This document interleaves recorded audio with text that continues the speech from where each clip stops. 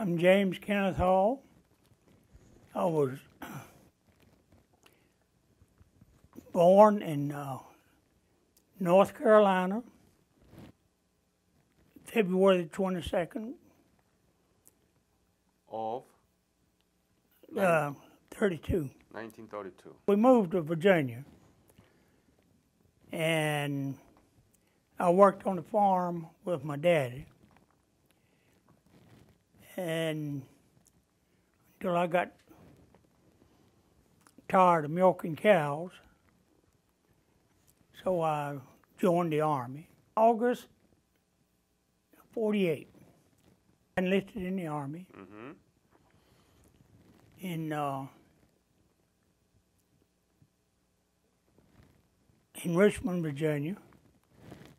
Went to Fort Knox, Kentucky, took my basic training, and we was there in the basic training. It was supposed to have been a 13-week course, but they had another outfit would take them to basic about the same time we were, but they done away with it, and they took and filled them in on us, and they graduated from basic training with us, and we from there, after basic training, I went home on leave, and then I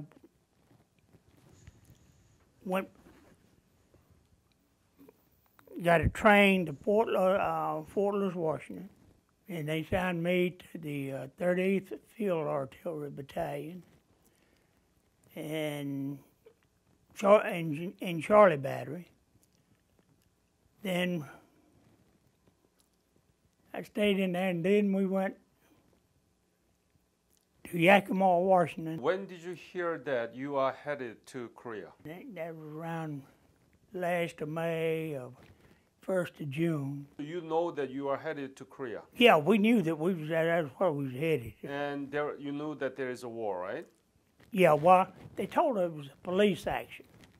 And well, our officers and everything says it's a police action. Don't worry about it. The 15th of September, the Marines made a landing in Incheon. And when they made that landing in Incheon, we started moving north. And all we was doing just mopping up, going to catch any troops that was left behind, They took and moved us to a old U.S. Army camp that they had turned over to the Korean government. And they took us there, and we got in there about 4 o'clock in the afternoon. Then we got word to be at the theater at 7 o'clock that the battalion commander wanted to talk to us, the whole battalion. So we went to the theater, and that colonel got up there. Then he was all happy and smiled, and he said, "Well, fellas, the next move we make is to Incheon to load on the boats, and we'll be going to Germany for replacements." Germany? Yeah. They was going. At that time, they was thinking the Russians was going to go into Berlin. So about 2 o'clock in the morning. When is that? September? Yeah, it was September, and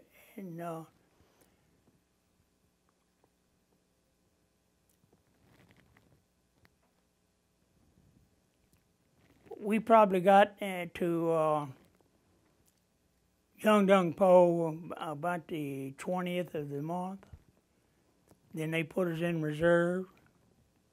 Then when we got that night, we got march order. Then they took and we was loading on trucks and everything. We thought we was going to the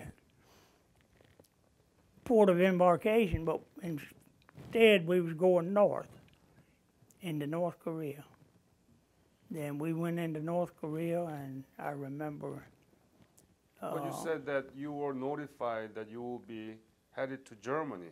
You didn't go to Germany, right? No. That's when they decided they was going to keep the war going. Okay. So That's I never heard about that.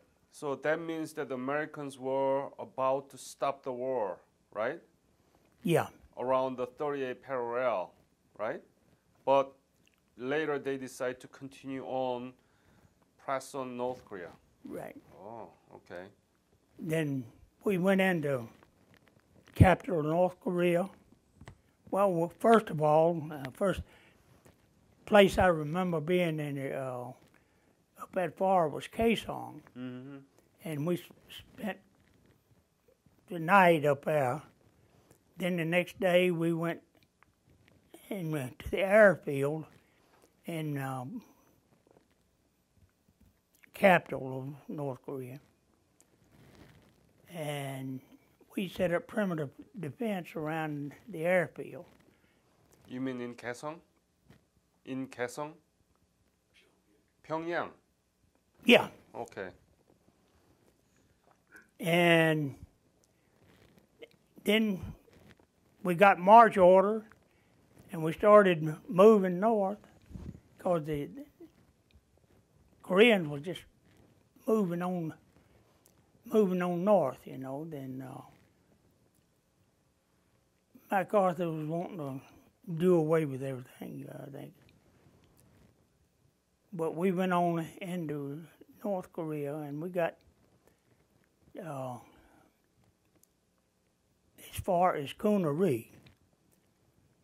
I don't know if you know about Kunari or not, but that wasn't far from the Yalu River.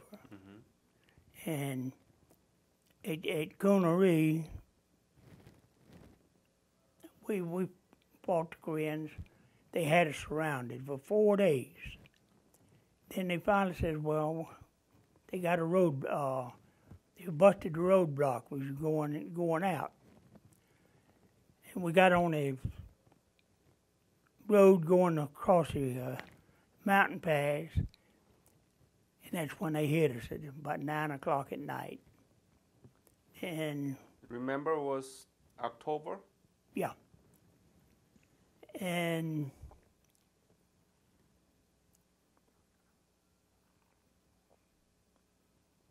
they hit us about, we had Thanksgiving dinner a couple days before we got surrounded. And What food did you get for the Thanksgiving dinner? well, I was unlucky because, and another boy was unlucky. The towing bar on the howitzer had broke going up over, so they took and pulled me and him off to stay with the gun with the chief of section, and there was 3 of us up there at night, and we were scared to death. But next day they come up about 3 o'clock in the afternoon and put a new bar on the howitzer so that they could pull it. Then they pulled us on, and that was Thanksgiving Day. So we got in to the company area, or battery area, just before dark, and they were still feeding turkey and I don't know what all they had, but they had turkey. And a couple days prior to that, they'd got a whiskey ration in. And all the officers had whiskey. So when we went through the line, well, we was the only one in the line, me and that boy and the chief of section and the battery commander met us and had a bottle in his hand, and he poured us each a shot in a canteen cup and told us the drinks was on him. So then we moved out of there and went into another position, and we hadn't got our winter uniforms. It was cold. I mean, it was about 40 degrees below zero. And we still had summer clothes on. And we found out later through the grapevine that the train that had all of the winter equipment on it for our outfit, that the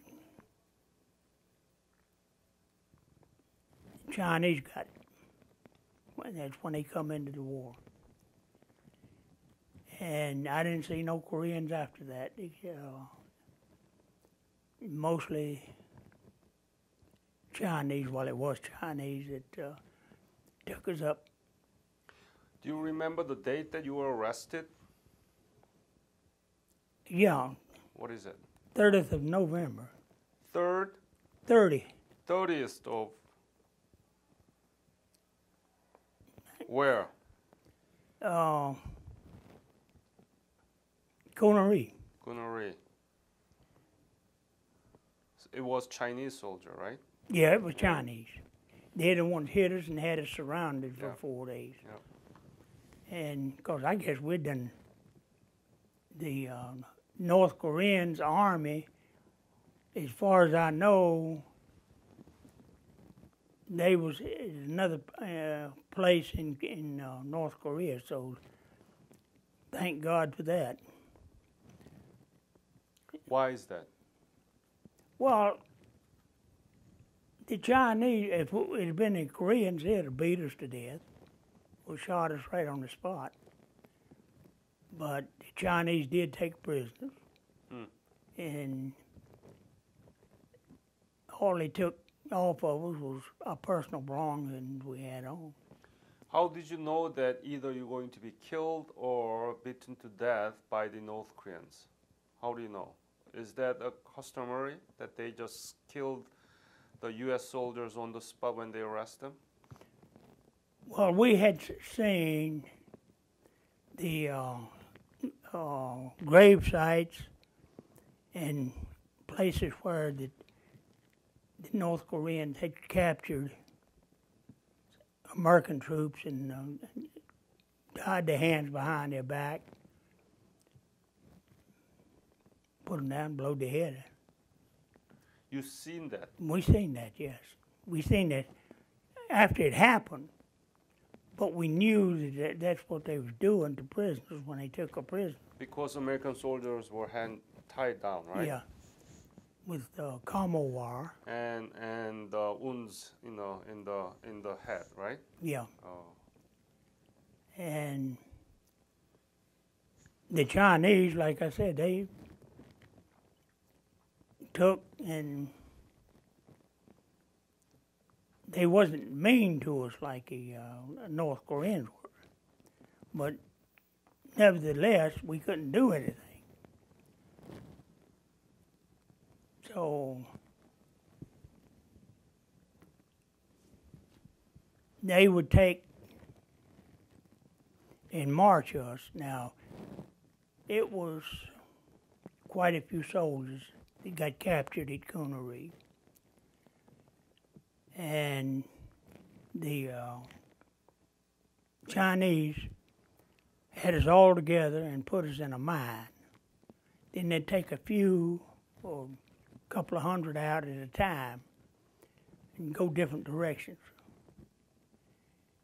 And I left mine that they put it in after I was captured. It was about the 5th of December. They took us out of the mine. Wasn't ready for the minor troops that they'd captured. Uh-huh. So we just one of the unlucky ones that was marched every night. Or every day. Oh, no, every night. We made no day marches. It was all night. Mm-hmm. And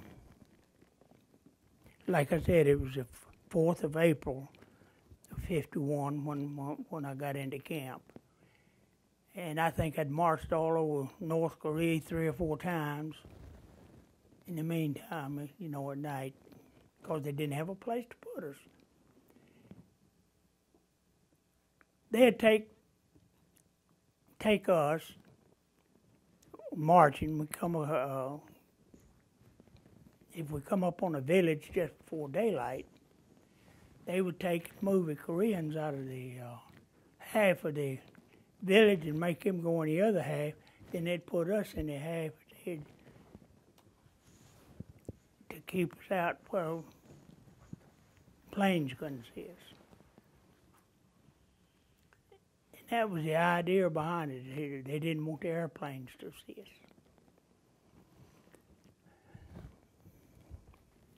So when we got into camp, I wasn't nothing but skin and bones. And I was there when they put us in a hoosh there. They put us all together, in a place with no bigger than this room. They'd have 50 in there, How many? 50. 15. 50. 50? In this small space? Yeah. Then when we sleep, one side of the room would lay down, and the other side of the room would stand up so that they could stretch out.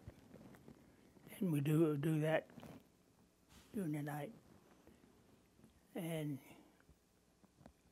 this went on until we got into Camp 5.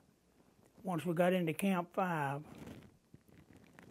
like I said, I was so weak, I couldn't turn from my back over to on my stomach. And we had an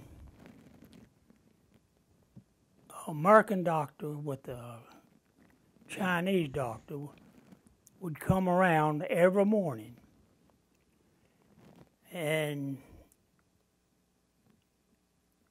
had an American doctor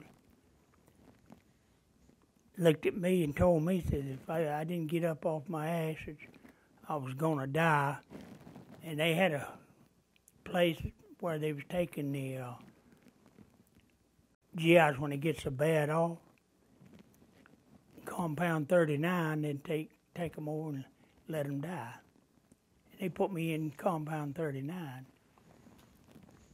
I told them, take me to third, let me die in peace.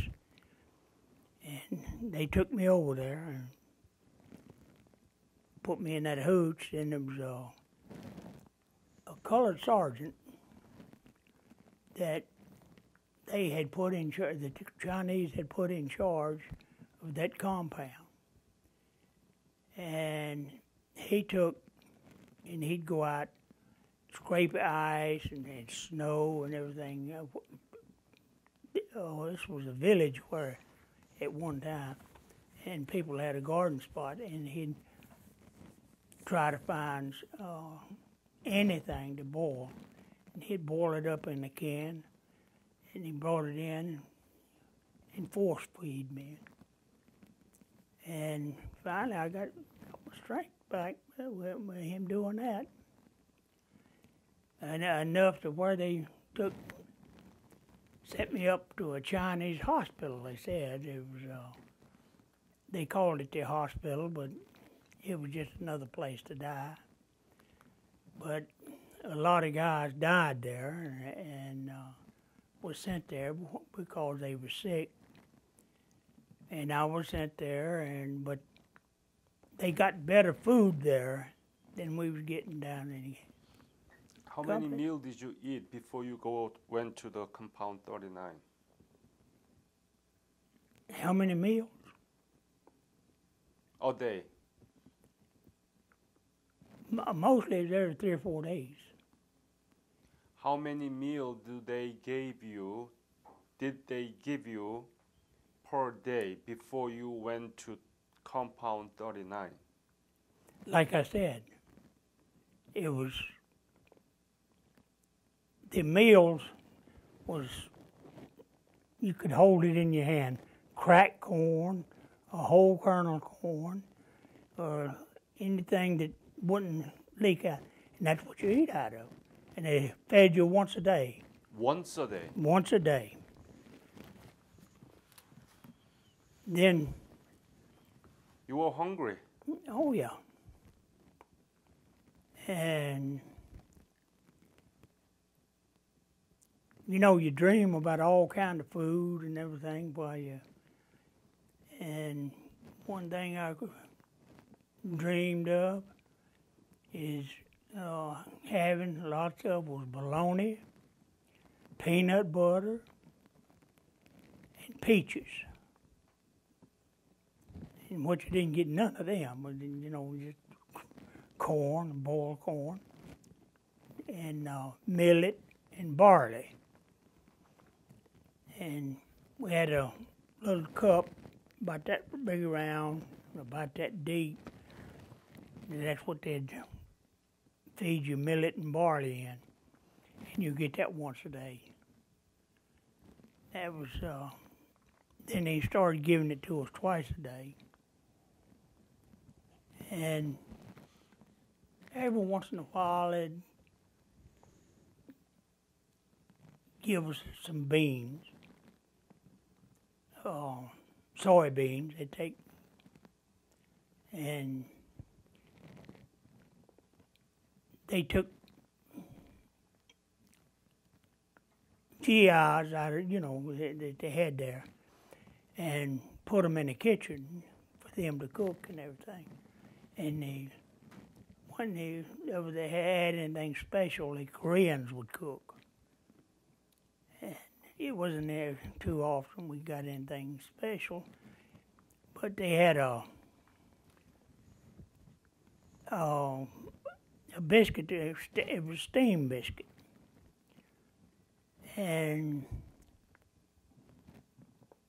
you'd get one of those every once in a while when they was having it. And that was about it as far as food until peace talk started. And they started feeding everybody rice. Then for them to get their strength back. How did you endure the weather there? Did they give you any clothes? No. No clothes at all? Well, for the first year, they didn't give us any clothes. And Must have been very cold, right? yeah. And by the time that you got the clothing that they issued to you, you done wore out whatever you had when you was captured. I mean, it was nothing but rags, you know. They just walk around naked practically. And they first they come out with some cotton padded, because it was getting cold again. They come out with cotton padded pants and coats, and they give us one of those. And that was a relief because we could sleep on them. And it was a little softer than those straw mats were. Laying on the floor. Did they beat you? Couple times. Why? I goofed up. I stole some potatoes one time and got caught at it. So really, they wouldn't. Normally, they wouldn't beat up on you. They'd put you out in the sun or in the wintertime where it was cold, put you out and take a pipe, lead pipe, about 20 foot long, and make you stand with it up over your head. And every time that would go down, they'd hit you with something. So, Had you ever thought about ending your own life? no, you know, it didn't. I thought I was going to die, but I didn't think about me doing it. But that's one thing that never did cross my mind. But I heard that there are many other veterans actually committed suicide there. I don't know. In fact, I don't know of any that was with me that or in my company that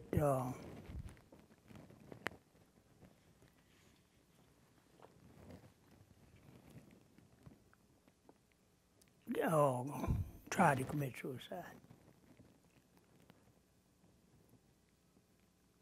You were not allowed to write a letter, right?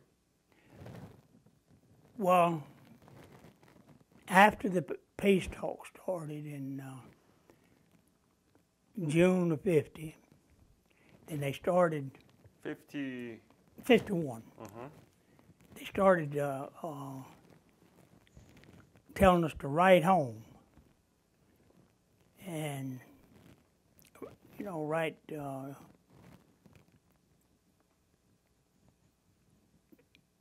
The communist way of thinking, and want you to throw down on your government and everything. And I just, So remember did you write to whom did you write to? I wrote one letter To? to my mother. And the thing of it is while I was in the hospital, that it was some Chinese come from China to inspect the camps and everything. And one of the nurses, or I guess she was a nurse, but she come in a hooch that I was in by myself, and she asked me, did I write home? And I told her no, that I wasn't write home.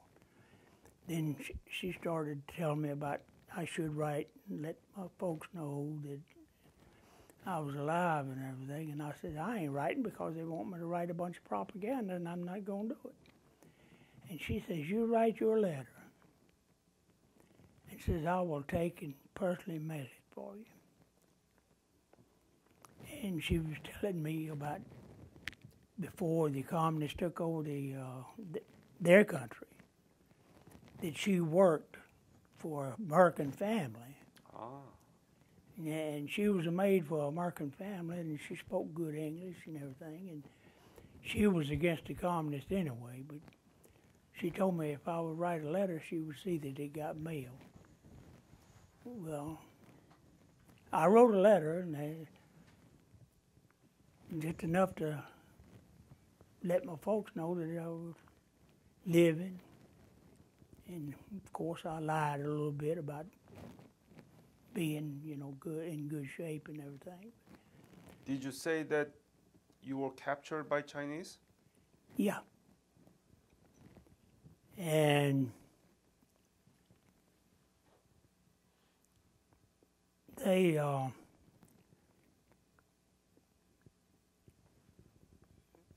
this woman, I guess, she took the letter that I had wrote and mailed it in Peking,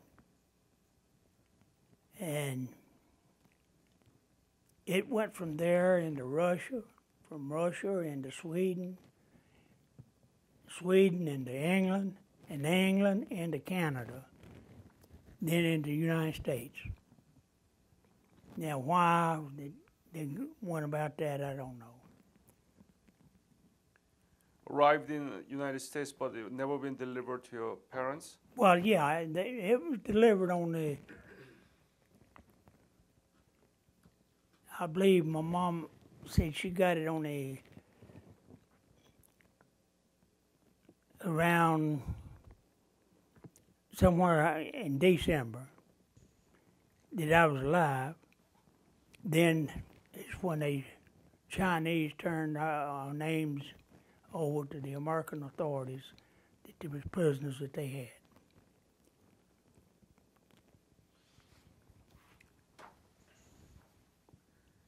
What was the most difficult thing during your prison?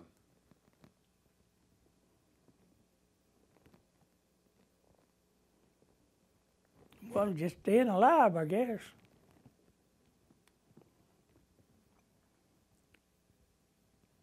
I mean, there was nothing for us to do. Oh, there was things for us to do that they put us on details and things like that. But I mean, as far as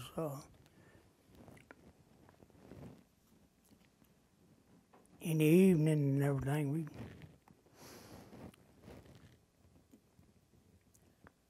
in the hooch that I was in, it was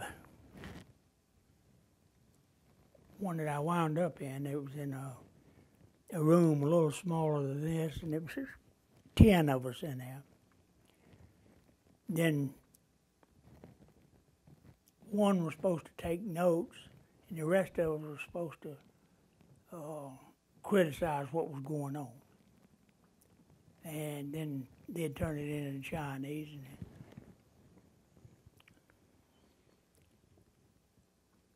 you didn't get any letter from your parents, right? I got 6 pieces of mail. During the prison? While I was there, yeah. And every one of them was a Christmas card or a birthday card. No letters. And a lot of guys got letters, you know. From America? Yeah. Oh. Do you still keep that letter and Christmas card? I kept it until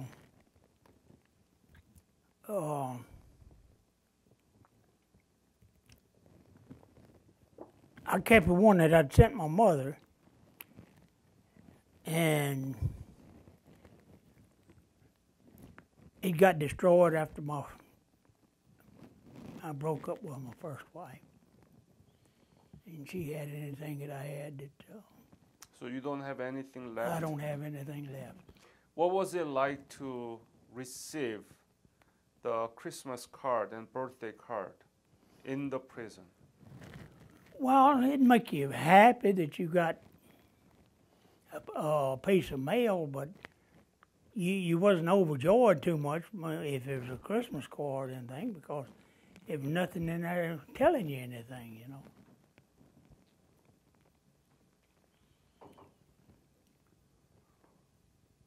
So when did you know that you are going to be released?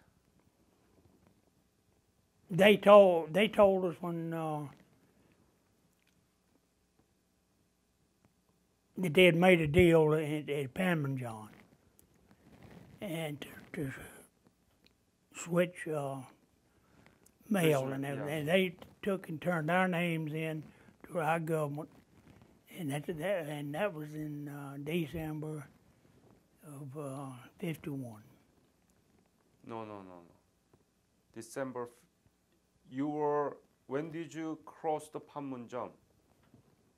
The 38th parallel from Pyeongdong to South Korea. Coming back? Yeah. In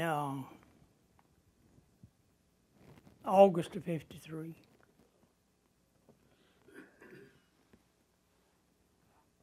How many were actually you were in the truck, right? You were transported by truck. Yeah. Yeah. How many were there? How many were released? Do you know? Well, they took a whole camp that I was in Mm-hmm. and put us on barges and went downriver to a place that they had roads, and they put us ashore and right onto a train. And on that train, let's see, I think we spent one night getting back to Kaesong. Then they started, they'd only send out 7 or 8 people a day. So, and I was released on the 10th of August of '53. Describe me what did you really think about when you were released and crossed the Red Parallel? What was it? We just, there's no feeling like it because it was so, you knew you was going home and everything. It's really get to you. And when they turned us back over to the American authorities at Panmunjom,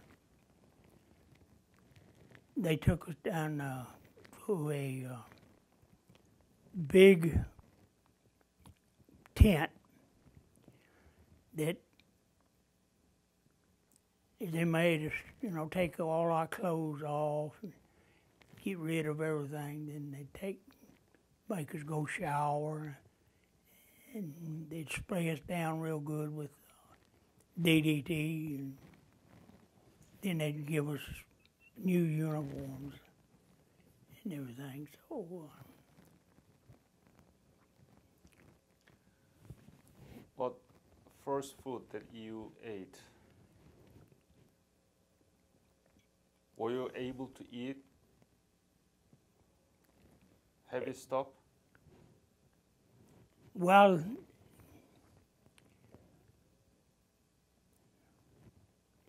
I think the first meal I got after I come back was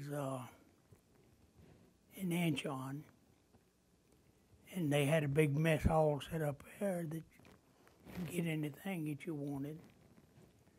And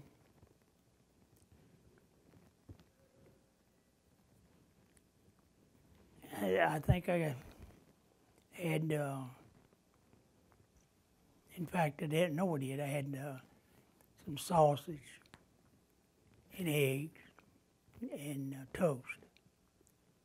That's the first meal I had when I come back. Any injuries? Yeah, I was injured in the shoulder by a Chinese soldier with a burp gun. And the way that happened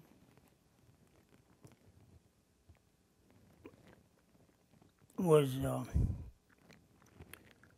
when we had got the word, every man for himself, and everybody started taking off, going in all kind of directions. And it was a buddy that I was with, him and I, and we took off, got over in the hills right good, and we joined another group. And then I know we was going down a deep ravine, and the Chinese were shooting at us. Everybody else was firing, so I held up, and I was standing, and there was a place right behind me. It was a Korean soldier. He took his rifle and stuck it across my shoulder and fired 8 rounds as fast as he could. Then he got return fire, and I was one caught.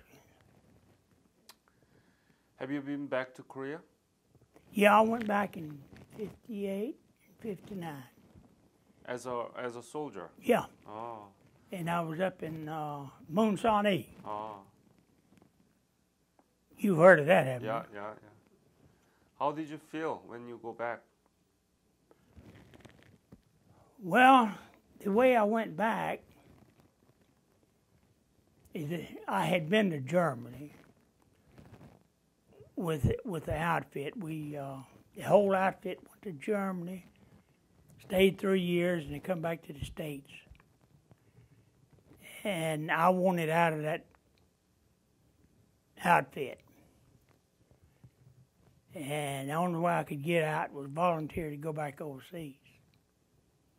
So I volunteered to go back overseas. But then I took my 1049 paper where I had requested to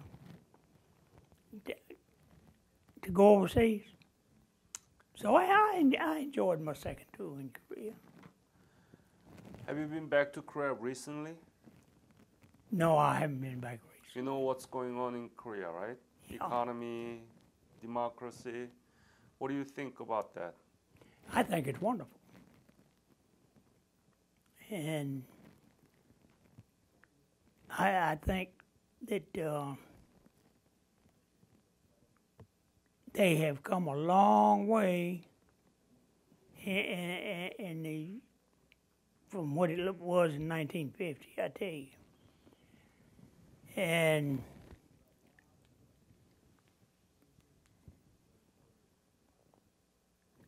I'm just happy for the Korean people.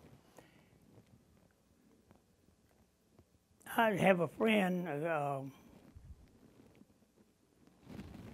on Harry Hines Boulevard.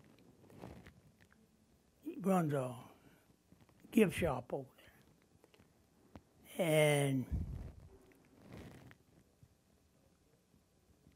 his daddy was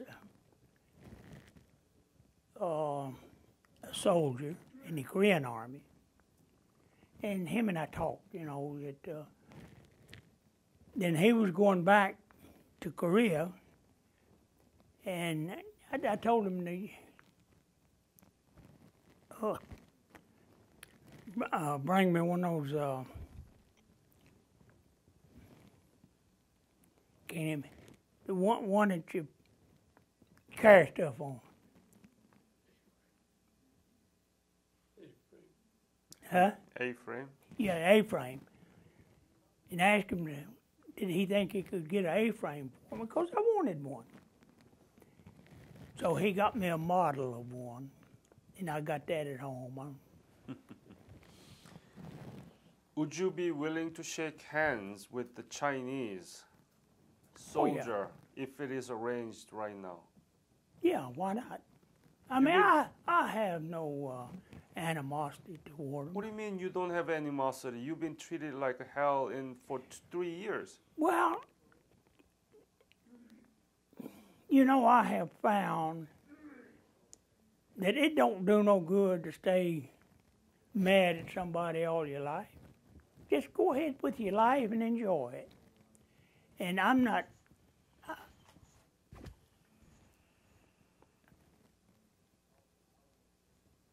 like I said, I don't have any animosity toward the Chinese or the Koreans either. But Would you be willing to sign the petition if there is a petition to replace the armistice of the Korean War with the peace treaty? Because next year will be 6 years of anniversary of armistice. Would you be willing to sign the petition? yeah, because I don't have any.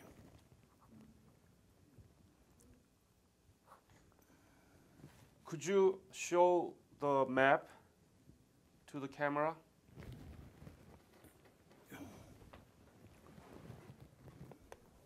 And can you give us copy of that? Yeah, if you got a machine that you can make. Or you can send it to me, okay? Later. Okay. Yeah. Yeah, I can do Where that. were you? Could you point where you were? Yeah. Point it and to the camera. I was right down here, almost to the end on this place here. And could you explain the map? Is that Yalu River? Yeah, this is Yellow River right here, Mm-hmm. and this, I guess, is To the west, east. it was part of the Yellow River. It was just, Yeah, yeah. Where is Pyeokdong? Where is Pyeokdong? Pyeongdong, it's not on here. It's oh, wait a minute. I'm lying. It is on here. That's the Pyeokdong? Here Yeah. is Pyeongdong. Show it to the camera.